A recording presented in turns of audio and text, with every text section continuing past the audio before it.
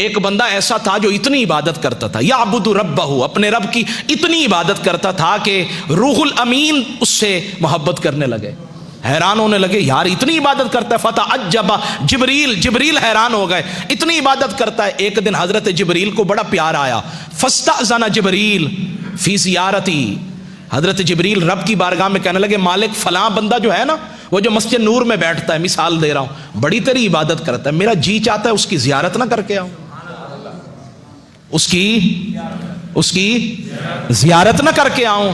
حضرت جبریل نے جب یہ بات کی نا، رب نے فرمایا تجھے اجازت ملے گی، اذن لہ، اجازت دیتے ہیں، بشرط، لیکن ایک شرط ہے۔ کیا شرط ہے؟ کہا ان ینظر فی اللوح المحفوظ، لوح محفوظ میں اس کا اصل، اس کی جو قسمت ہے نا، تقدیر ہے، ذرا وہ دیکھ لو۔ جب حضرت جبریل نے لوح محفوظ میں دیکھا نا، تو کہتے وہاں تو اس کو شقی لکھ دیا تھا، بدبخت لکھا ہوا تھا، حیران ہو گئے، زمین پہ اترے، اس بندے کی طرف گئے، سلام دعا کے بعد اسے بتایا میں جبریل ہوں، وہ پھر بھی اس کی عبادت میں لگا رہا۔ کچھ ہوتے ہیں جو حضرت خضر کے پیچھے بھاگتے ہیں، اور کچھ وہ ہوتے ہیں حضرت خضر بھی آ جائیں نا، میں بے ادبی نہیں کر رہا، وہ کہتے ہیں جی خضر آنا تیرا آنا مبارک، لیکن جس کی عبادت میں کر رہا ہوں نا، مجھے کسی کے لیے توجہ دینے کی ضرورت نہیں ہے۔ تو فرماتے ہیں بات ختم ہو گئی، فرماتے ہیں حضرت جبریل نے کہا تجھے اللہ نے بدبخت لکھا ہے۔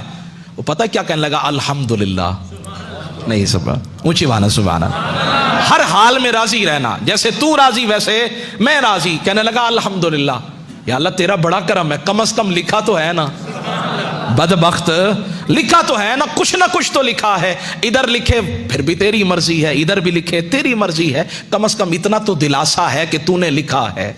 حضرت جبریل کہنے لگے شاید کہ فظن جبریل انہ لم یسمع کلامہ، وہ کہنے لگے شاید اس نے میری بات کو سنا نہیں ہے۔ فاعاد علیہ القول، اس حضرت جبریل نے پھر کہا حضرت آپ تو ساری زندگی عبادت کرتے رہے، سجدے کرتے رہے، اور رب کا یہ معاملہ ہے کہ اس نے آپ کو شقی لکھ دیا ہے۔ اس نے پھر کہا الحمدللہ۔ فتعجب جبریل بڑے حیران ہوئے، کہنے لگے یہ کیا معاملہ؟ اس نے کہا لو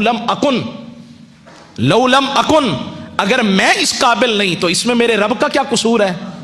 میں اگر ہوں ہی نکما، میری ذات میں میری قسمت میں لکھا ہی نہیں ہے، تو اس میں میرے رب کا کیا قصور ہے؟ جبریل نے سنا تو اس بات میں بھی بڑا تعجب آیا، اور جب تعجب آیا نا تو فرماتے ہیں اللہ نے آواز لگائی، صدا لگائی، جبریل اب ذرا انظر فی اللوح المحفوظ، اب دیکھو نا لوح محفوظ میں۔ اب جو دیکھا، فرمایا وہاں بدبختوں کی لسٹ سے نام نکال کر نا رب نے بخت والوں میں اس کا نام لکھ دیا تھا۔ یا اللہ یہ ماجرا کیا ہے؟ فرمایا جو میری ہر ادا پہ راضی ہے، میرے ہر فرمان پہ راضی ہے، تو پھر اس کا نام بدبختوں میں کیوں لکھوں، بخت والوں میں نہ لکھ دوں؟